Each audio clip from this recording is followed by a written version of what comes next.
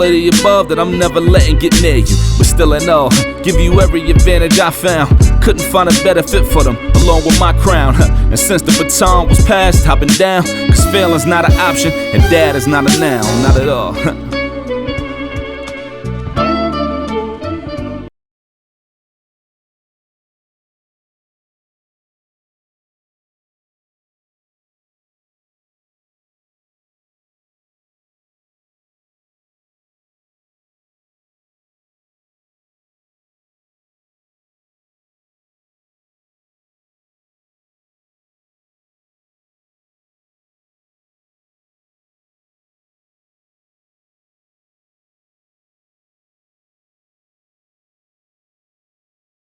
Welcome to another episode of Dad is Not a Noun. My name is Ishmael, changing the narrative for men of color fatherhood, as well as changing the narrative on the things I care about.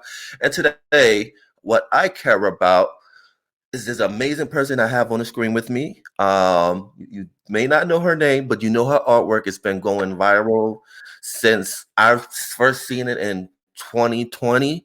The different sculptures of Yasuke. The amazing thing about this artist, she used old tire parts to create these amazing images of different historical figures, like you've seen before. You cut into seeing my beautiful face, and I'm lucky to have her on. She is with me from all the way from Cape Town, South Africa. Oh my God, I'm truly honored and I'm truly privileged to have her on. The one and only Nicola Roos is here with me. Nicola Roos, how you doing, sweetheart? How's your heart? Hi, thank you so much for having me on your show. I really appreciate the opportunity to be able to talk about Yasuke and everything that, like you said, things that you are passionate about. It's great to meet you, so thank you. I'm good. I'm good. I think, sure, a lot of people, it's been a rough 2 years for a lot of people, having to do so much introspection during the COVID lockdowns and just being faced with so much uncertainty in the current world state. I think it definitely has left its mark on anybody who's lived through it. Would be lying if I said it didn't affect me too. It's been very tough on the art world as well, but I think it has also boosted a lot of people's creativity because of this need to articulate how we feel about what's going on in the world and help us to deal with all these feelings. So yeah, there's definitely been a resurgence in creativity now, now that the pandemic is moving behind us. Definitely. And do you believe like the power of social media has through the COVID, whether good or bad, have make us realize that we're all interdependent, especially like how people start to find your artwork without finding you, but they found your artwork. So do you feel like social media has played a role in that too? Definitely, I think especially during COVID, everything sort of became remote. People's whole lives have shifted to become to sort of exist from behind a screen.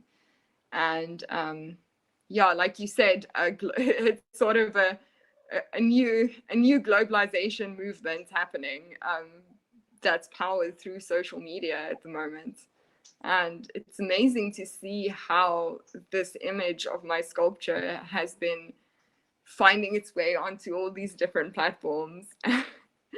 And it's a picture that I just took myself while it was being exhibited at the Cape Town Art Fair in 2017. And I find it ironic that I don't even know where this picture is anymore in my own records. I recognize it. I know I took it, but it's sort of, it's become its own, it's sort of taken on a life of its own at this point, which I feel like is very symbolic in terms of how it speaks to Yasuke and how his story has been retold so many times over the last 500 years that he's taken on an almost mythological identity at this point.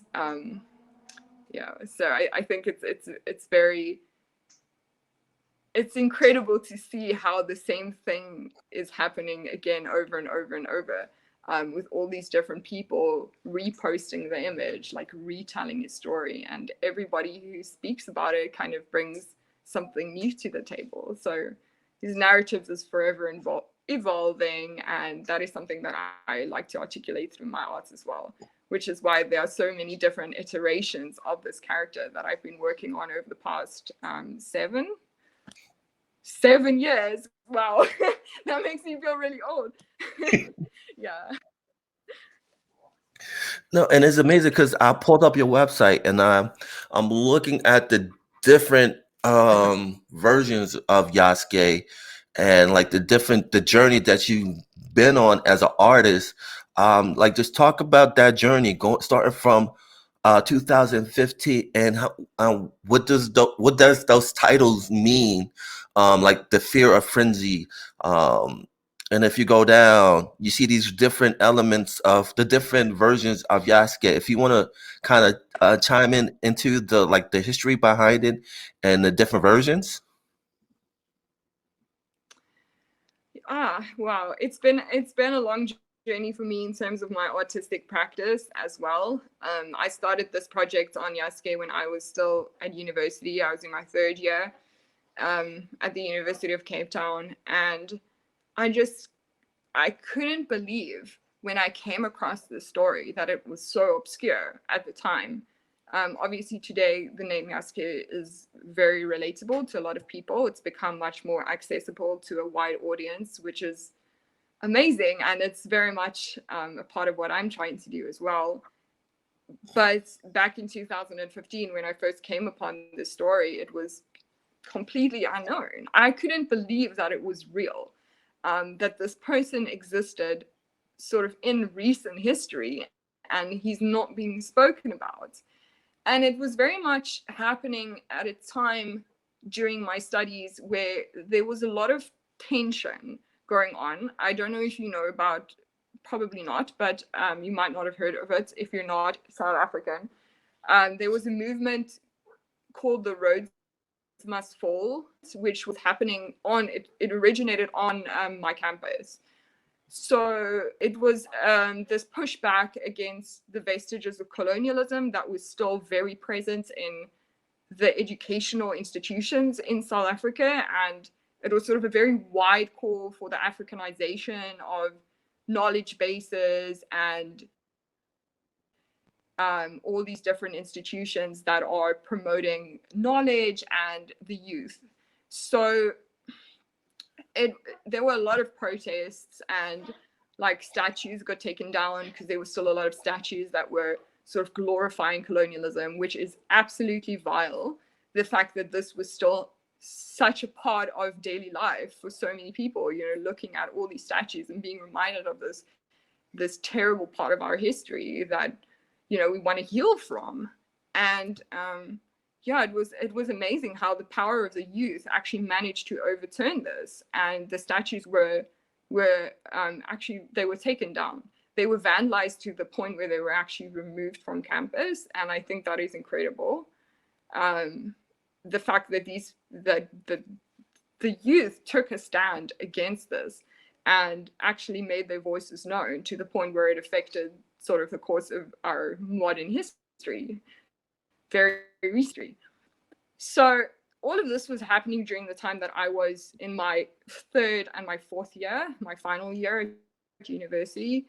And it very much sort of inspired me as well to try to find sort of common ancestor as an African, as a person in South Africa, a person born in South Africa, trying to find a common ancestor for us to be able to look up to, so that it's sort of an antithesis. I don't know if that's the right word to be using in this context, but my brain has frozen and I can't come up with a better one, to this idea of tearing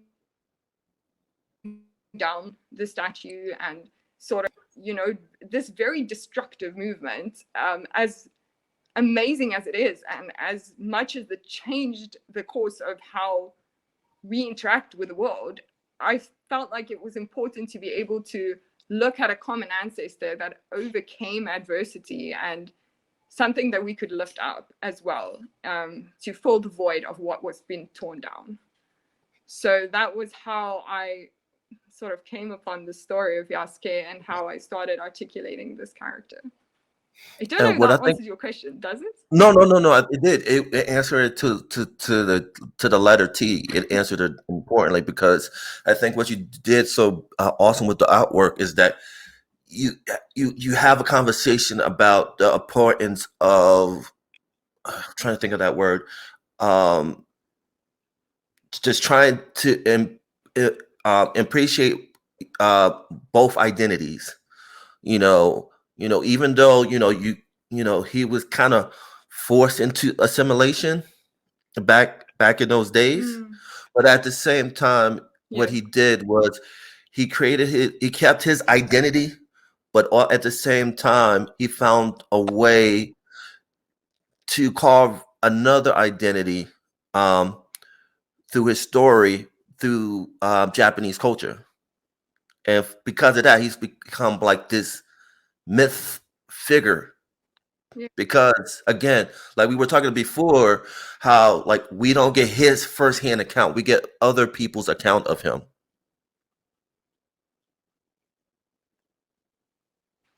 Yeah, it's amazing how he still, like you said, managed to maintain his own identity and authenticity through these this cross-cultural exchange that he was forced into,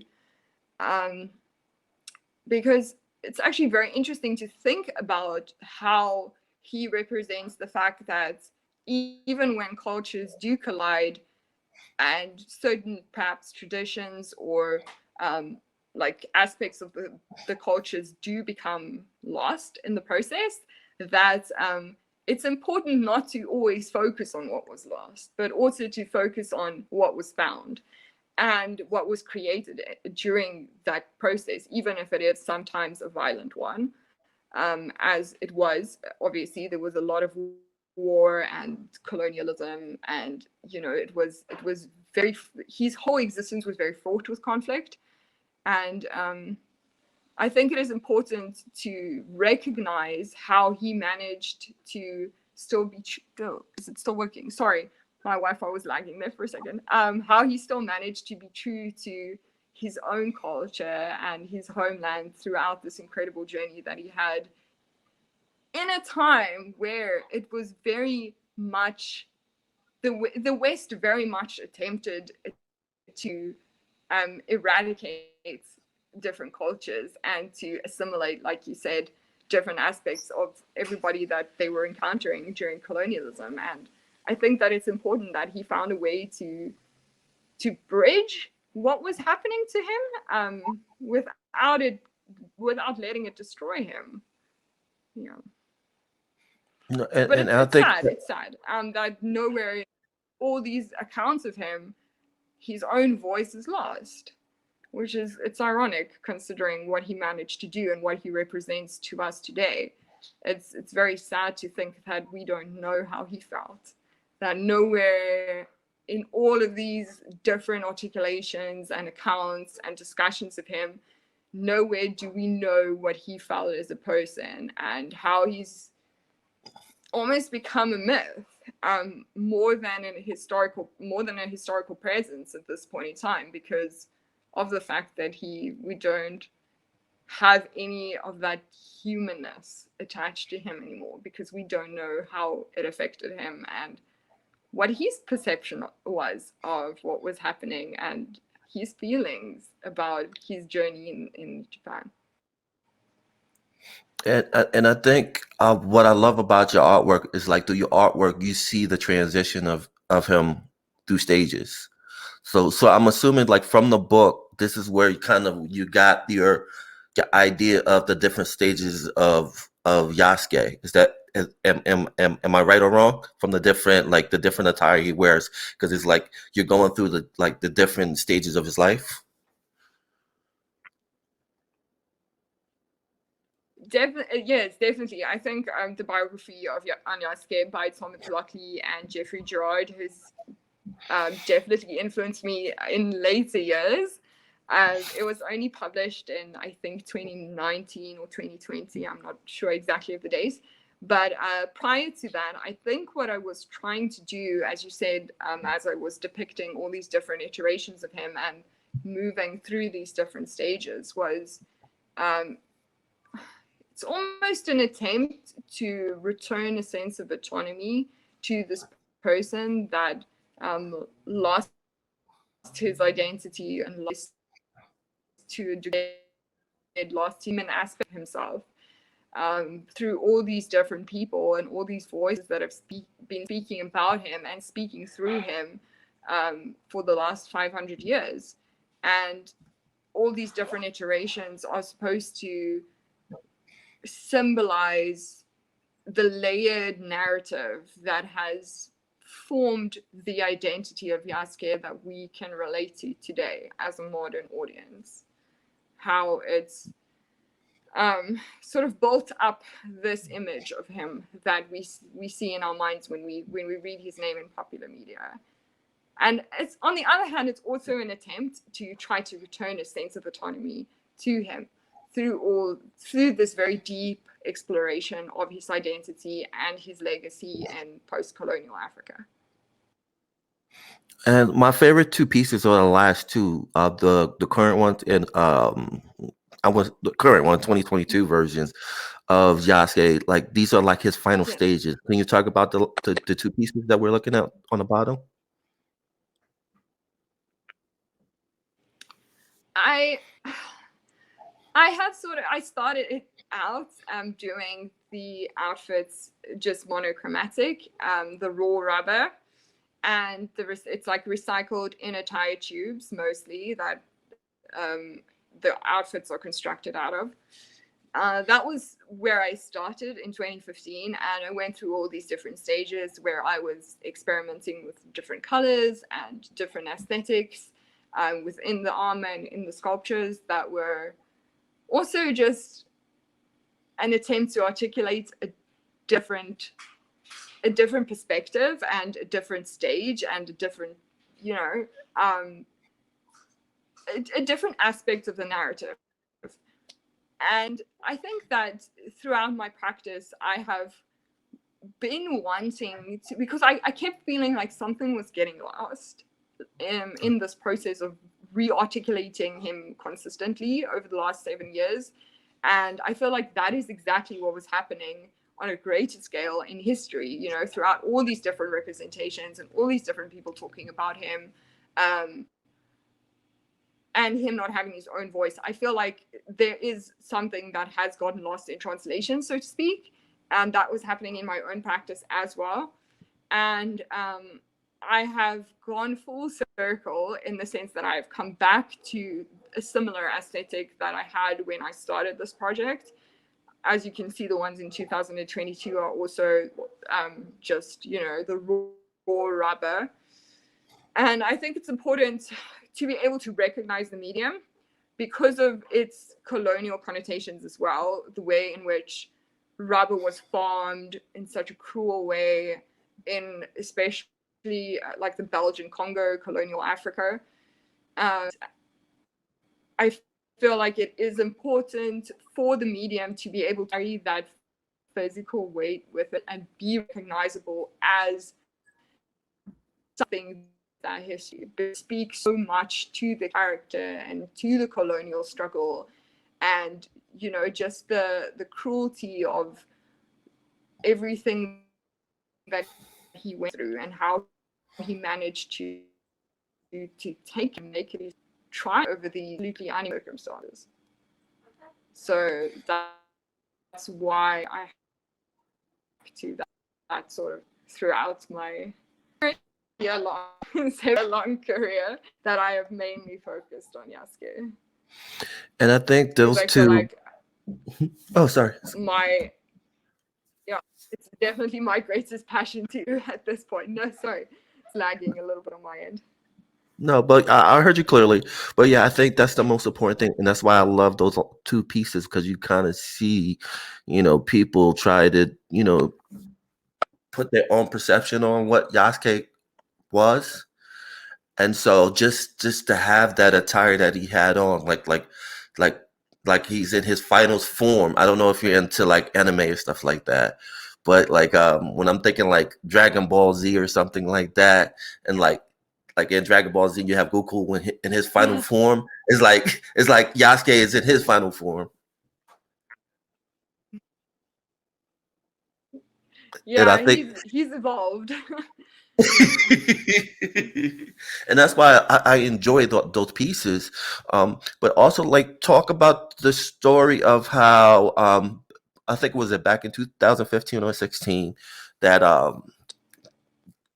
the was it MGM and they had got Chadwick Boseman to play Yasuke in the film that they were going to make, but it never happened due to him passing away. But can you talk about that story of how you were able to? Because I remember you said you sent a small statue of Yasuke to him. Yes, may he rest in peace. He was a wonderful man, I'm sure, and a brilliant actor. It's a huge loss to the world, to lose talent. I was very fortunate both the time who had contact with the media house that represented Mr. Boseman, and he expressed an interest in the work that I was doing, because the article that announced the film at the time had an image of my statue, one of my statues from my early career, next to the photo of Mr. Boseman in this article. And that's how he sort of learned about my practice and what I was doing. And I actually sent him a little gift, which was a very sort of small sculpture. And that at the media representing Boseman, and he did receive it, which was very special to me, because I obviously, something like that, just as a normal person, especially on the other side of the world, you don't expect it to be able to. My bird thinks this is hilarious. I'm sorry if you hear manic laughter in the background. She obviously thinks, I'm hilarious today. So, yeah, it was very sweet that he actually received this gift, and he still scheduled a phone call with me to thank me and to just talk about Yasuke and our shared passion for this amazing character. But yeah, unfortunately, it never happened due to his ill health at the time. And yeah, I was very sad to learn that he had passed away. It was very, very sad. Yeah, it was I definitely a still think loss. he was absolutely perfect for this role, and yeah. And I agree with you. I think that was a perfect fit for him. I totally agree with that. But yeah, I do believe Chadwick was going to be a great Yasuke. But with the upcoming or the possibility of a live action Yake coming to Netflix, I know you told the story that you were able to talk to the gentleman who's going to be the director of this series, that he came to your studio. Can you talk about that a little bit? Yes, yeah, what an amazing experience. It was so good to be able to meet him, because he's quite a legend in South Africa. And just to be able to engage in conversation about topics like Yasuke's representation in the media, how to represent him from an African perspective, because that was something that this director feels very, very strongly about, as he says that all the representations of Yasuke in popular media up to this point have been from a Western perspective. And he feels that it's very important to be able to tell Yasuke's story as an African person, to be able to represent it from a more authentic point of view. And I think it's very important what he's doing, and it's absolutely it's very special to be able to work with him and just have a chat. He said that he felt that as part of his creative process, it was very important to him to actually return to areas where Yasuke may or may not have come from. Like, obviously, nobody is completely sure because records have been lost to time and it was not something that was recorded specifically. But this man has said that he has gone to areas that, you know, could have been Yasuke's homeland. In Mozambique, I think they're going with the perspective that he was likely from Mozambique, and which is the country that borders on South Africa in the east. And he said that he felt he wanted to speak to the ancestors as much as he could and ask their permission to be able to articulate this story of Yasuke and tell it to the world and be in charge of the representation of this amazing man. And it was a very important thing for him to do, was to get this permission from the ancestors and to, you know, go back to the origin. And that was really quite phenomenal. No, definitely is. And, you know, going back to the origin and, you know, having everything go back full circle, talk about your current project that you're working on, the flower that blooms alone, about Queen Nzinga. Want to talk about that? Yeah. I feel like I have unpacked a lot of Yasuke's legacy in post-colonial Africa, and it is very much the natural progression of things to start looking at how he influenced African history, which is something that isn't much talked about. And I wanted specifically to look at other African, like other icons from African history that have triumphed over colonial occupation. And that led me to the story of Nzinga Mbandi, who was this queen in that came from what is now the Congo. And she led fierce resistance against colonial occupation of her homeland and drove back the colonists to the point where, you know, she was very much seen as a liberator of Angola, not the Congo. Sorry, I'm very tired. Yes, of Angola. And, you know, there's this tentative thought that Yasuke may have come from sort of, you know, that part of Africa. One of the countries that have been suggested as his possible homeland have been Angola as well, in addition to Mozambique, in addition to Sudan, and Ethiopia. So it was one of those nations, most likely. And I went with the idea that in this particular project, I looked at the perspective of what if he did come from Angola. And the thing is that we don't really know what happened to him after his involvement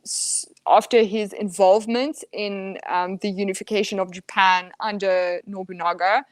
After Nobunaga was overthrown in a military coup in 1582.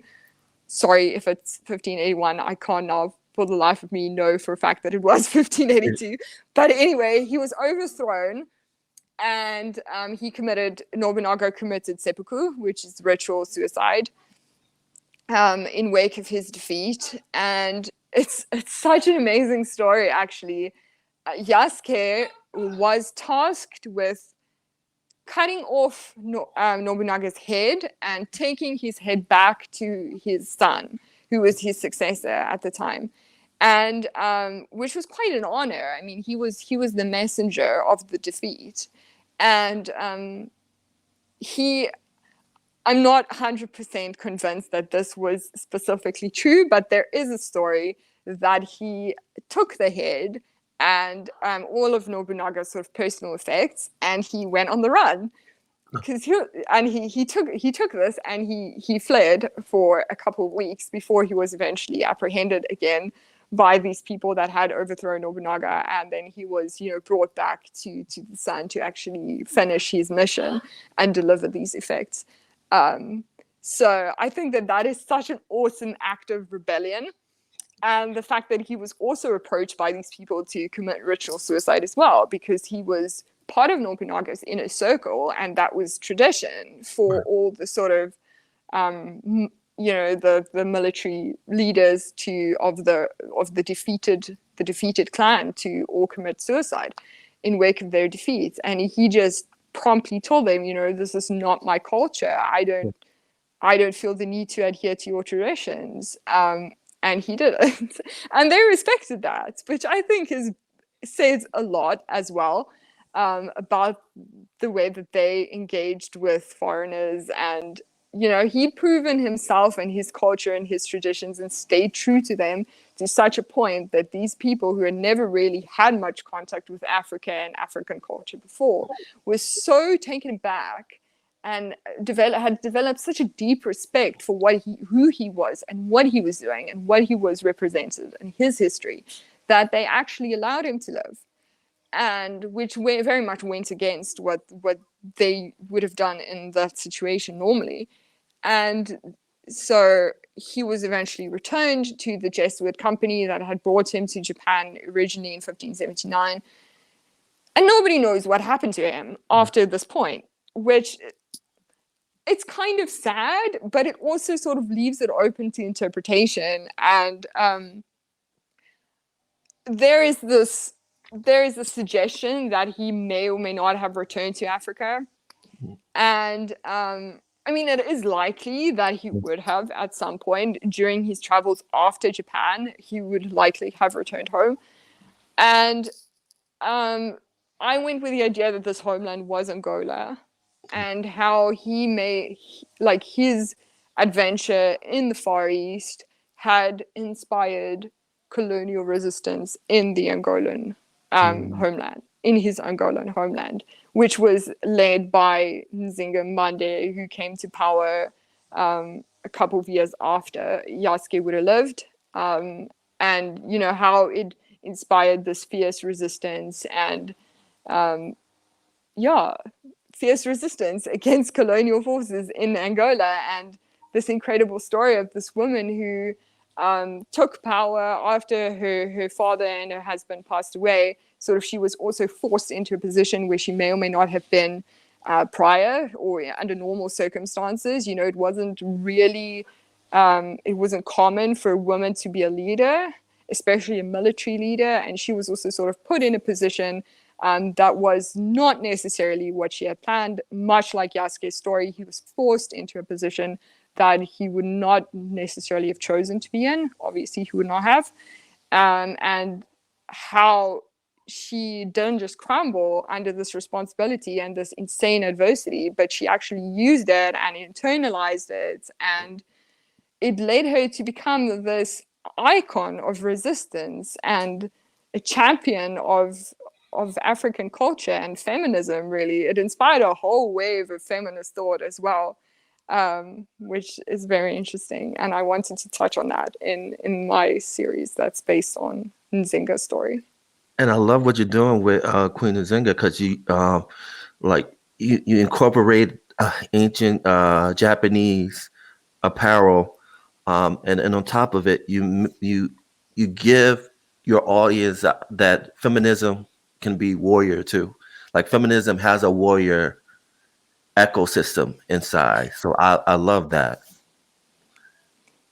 Definitely. I think obviously there's a lot of very toxic feminism as well that is based on this militant aspects of it. But I wanted to look at where it came from, in a sense, and how that can be used in a more positive way, and how it can be used to inspire others instead of. It's the same kind of thought process that I had when I was working with the Yasuke narrative originally, in terms of the Roads Must Fall movement that was very destructive, but at the same time very empowering. And I wanted the same kind of tenets to translate into the story of Nzinga, where it was this idea of military feminism, but also looking at the incredible legacy that it left and how it was inspiring to those around her and those who came after her, and how it essentially inspired and or seeded a whole wave of feminist thoughts. Yeah, you got it. Just needed a couple of tries there. Yeah. But you knocked it out of the park, and hopefully this inspires a movement to make a film about her life, because I think that's vital in this ecosystem or this echo chamber of people wanting to see historical figures in film based on African heroes. And I think you see that more and more. But I think the most important thing is that we have to be truthful in their narrative, because sometimes, you know, especially here in the West, we'll take a story and we'll dissect it and make it digestible for the Western world. And so hopefully when they do Yasuke, which I think they're going to do an awesome job with the Yasuke, I know they will. series better than the animation, but we're going to leave it like that. But I hope like if they do a Queen Nzinga, that they keep it true to her story. I think so. I hope so, and I hope that this retelling, this live action of Yasuke that's in the works, the series or a 3-part, I think may be a 3-part thing. I'm not exactly sure, but anyway, this live action reproduction, how it actually will inspire them to continue articulating these narratives from a predominantly African perspective. Like you said as well, it is understandable to want to make it accessible and relatable to a Western audience, but I think the essence of the story that is being told can get lost in this process, which is the danger of popular media in general, and giving so many different people a voice, their own platform to be able to speak about things. Often the essence of the story does get lost in the process, and I hope that what they're doing now with the live action of Yasuke is an attempt to bring it back to its origin and really focus on telling the story from an African perspective, which is very, very needed at this point. And if it continues to other historical figures like Nzinga, I hope that this sets a trend to respect the origin and to, you know, tell a story about Africans by, you know, it needs to be an African person. It needs to be Africans who are telling the story. And yeah, I hope they're changing the way that this will be done in future as well in terms of other characters. It's just amazing to me how all these people existed in real life. I mean, like Yasuke and Nzinga, we have all these heroes in African history that were real people and had real adventures. And, you know, we don't have to have a Wakanda. We have, you know, a Black Panther. We have a Yasuke. These people were real. I mean, not to say anything bad about Marvel and anything that's happening there. Obviously, I mean, superhero culture is incredible for what it does for the youth and especially children. But you know, we don't need that. We need to be idolizing the real people who lived through these things, and we have our own superheroes right here, and it's high time that we be talking about them. I totally agree with that. I think, and it's up to us to tell that narrative, and you're doing that with your amazing sculpture. But before we end this amazing conversation, because I can get lost in this conversation for hours with you, I know you was talking about stories of how you had people who look at your art actually kiss the hand of your sculpture. Is that true? Yes, that was a very strange experience. This was also when I did some sculptures based on some women from history.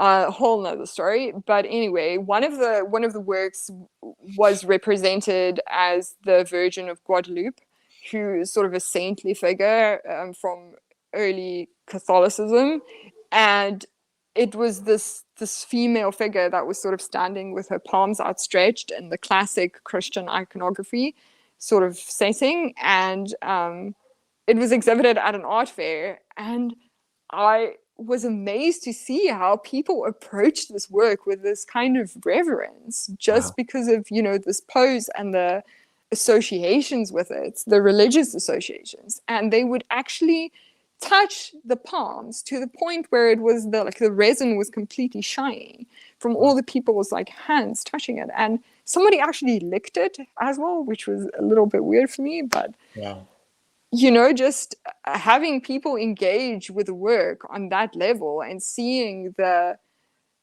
ways in which it inspires this kind of reverence and wanting to touch it and wanting to engage with it. Everybody who comes to my studio, you know, when there's work for them to actually engage with, they always ask me if they can touch it. Right. And I mean, I love that. I'm like, you know, go for it. I want people to be, it is very tactile work because, you know, it is rubber. It's got a lot of interesting textures. And it is, you know, I want people to be able to engage with it and experience it and feel it and smell it. It does have a very strong smell, unfortunately, because of the rubber. So if I say smell it, some people who've actually experienced this up close, I was like, nope. Let's not sniff it. It is very stinky. So, but I mean, I want it to be a very comprehensive experience for people to engage with work. And I don't feel like art should be, I think we move past this sort of idea of art in the white cube environment where it's like something on a pedestal, you know, that's removed from its audience, that you have to kind of look at from a lower perspective. I think that the world has changed. It's no longer how we should be engaging with art. We should be able to relate to it. We should be able to make a personal connection to it. And I feel like that is why it's important for me to be able to, for people to be able to walk up to my sculptures and like touch the hands if that's what they want to do, because they are bringing their own story to it. And it's affecting them to the point where they want to break that barrier, that fourth wall, essentially. And I think that is the point of art, especially in the modern age. We've moved away from traditional representation. I feel like it's important for that divide between the artwork and the audience to be able to be torn down as well. And I want to thank you for doing that too, because you have done that, even though in this digital social media age, I think you have. And hopefully through this interview, people finally see it's you who created this great artwork, because it's important. Because the only thing I dislike about social media is that images can move in the quickness of light. Yes. And you don't know who created that artwork. And so at least on this platform, I'll do my part to let the audience know that this is the person that I'm talking to right now. Hi, is the one who created that amazing artwork that you see that's going everywhere on social media. So I thank you for joining on with me. How can people find you? My website, mostly, it's very new. The one that you were showing on your screen, it's very new. Only redid it recently. And so that's like the main platform where all my writing is accessible, and a lot of photos of my work. But I'm also on Instagram, Roos Nicola, and I'm also on TikTok. It's at Kurubozu, and on Facebook. Although, yeah, I'm not really so many platforms these days, but I'm doing my part. And hopefully there will be a, don't know if I'm allowed to say it, but touch wood, a solo exhibition, touch wood, in Los Angeles in May. Preliminarily, it's in the pipeline. I'm really, really hoping that it works out, because it's a very, very large body of work. It's sort of the majority of my Yasuke project that have been acquired by a group of collectors that are based in the United States. And I'm very, very excited to be able to actually present all the work that I've been doing over the last 3 or so years. And it's hopefully going to be launching in this exhibition in May, if all goes well. So I think it will be amazing for people Yes, to it will. actually be able to stand in front of these works again, because it definitely has a presence of its own. They are over 2 meters tall, so that's like 6 feet, 6.5 feet even. Some of them are really tall. So I think it's quite an experience being able to actually look them in the eye, so to speak. Their eyes are closed, which is something I also get asked about a lot. I'm sorry, I'm thinking of so much of your time now. No, but no. it's just something that I find very interesting, is that the eyes are closed to sort of create the sense of serenity and introspection and mystery, which I think is a lot more relatable to people, because they can they feel much more comfortable engaging with it and projecting their own ideas and their own understanding of the story onto it. There was a time, actually during this project that I've done, which will hopefully be exhibited now in May, where the people who were spearheading the project asked me to make a couple of works with open eyes.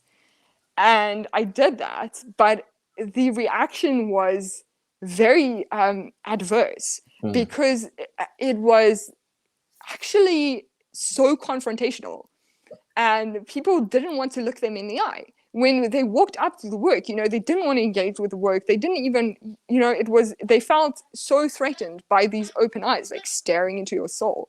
It's like it was like, way too direct and way too confrontational. Right. And I think that was very interesting to see that reaction as well. And I mean, we eventually changed the plan, and I changed it back to the closed eyes. But that is something that a lot of people pick up on when they look at my work, and they're like, why are the eyes closed? And I think it's important to say that the answer to that is just to create this sense of calmness, and like looking at someone, like it's almost in a sort of a meditative pose.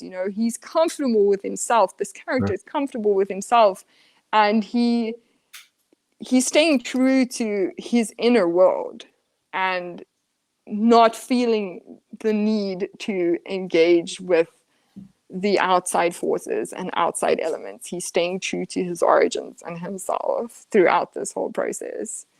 So that is also why there's also something that's being symbolized by the closed eyes. And I love that. And I love how you just stay true to yourself and you stay true to your artwork. You don't let anyone try to pivot you to a different way, because you already have an idea in your head how you want to create it. You make it happen. And if you love it, you love it. If you don't, you don't. But that's the beauty of art. It's on that individual's interpretation of the artwork. And again, I thank you for joining me. Thank you. If it's if it happens, please come back on, because I definitely want to promote that. That would be awesome. As soon as possible, because it's just amazing work. And then I'm gonna take a trip to LA and see it first. See it for myself, because I need to, because this is a part of history, and I just love the great work that you do. And again, thank you for joining me. Thank you. It has been an awesome episode of That Is Not a Noun. Guys, like, subscribe, do all that stuff, and we're out. Peace.